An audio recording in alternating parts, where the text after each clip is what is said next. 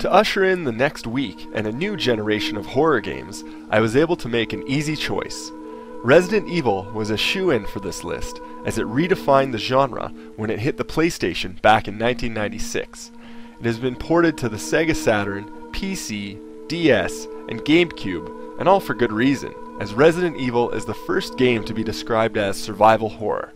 The game gives you control of a member of a law enforcement team who are trapped in none other than a mysterious mansion. It is your choice whether you choose Chris Redfield or Jill Valentine as your main character. This allows you to see the story through two different viewpoints, as Chris and Jill each have a different storyline and playthrough experience. Chris is the more powerful character and is able to take additional damage from enemies, whereas Jill has more inventory slots and has the ability to pick some locks throughout the game. It is your job to uncover the mysteries of the mansion and get down to the bottom of the disturbance, which does not sound threatening at face value, but once you delve into the darker corners of Resident Evil, you begin to realize that you are in over your head. The game throws some typical monsters at you, with crows, spiders, flesh-eating dogs, and zombies making up the roster, and it is the first game to actually rationalize how these creatures came to be infected. Without giving too much plot away, the cause is from a virus codenamed T-Virus that causes anything deceased to rise up and become undead.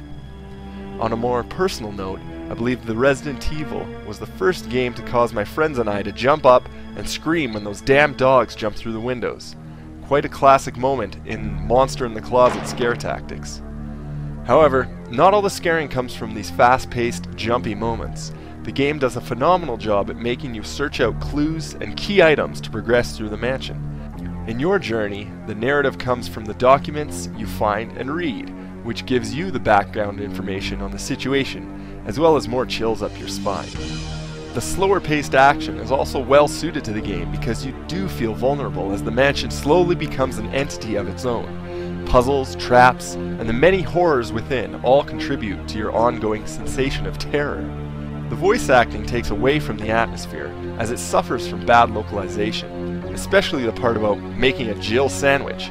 But then again, this paved the way for future horror titles where spoken dialogue is a key feature. Looking at the game now, there's no question that it is technologically inferior to what we have today, and the graphics may not hold up like some 8 or 16-bit games with charm. You have to look deeper into the game and see what it has done for the time and what it improved on to become such a pivotal figure in the gaming community. So why is it on this list? Scary mansion? Check. Multiple characters? Check. Zombies? Check. Resident Evil seems to culminate all the characteristics of a good horror game, and games previous on this list. It uses blueprints of the past and puts these ideas together as one graphical delight. The processing power of the PlayStation gave this genre more credibility.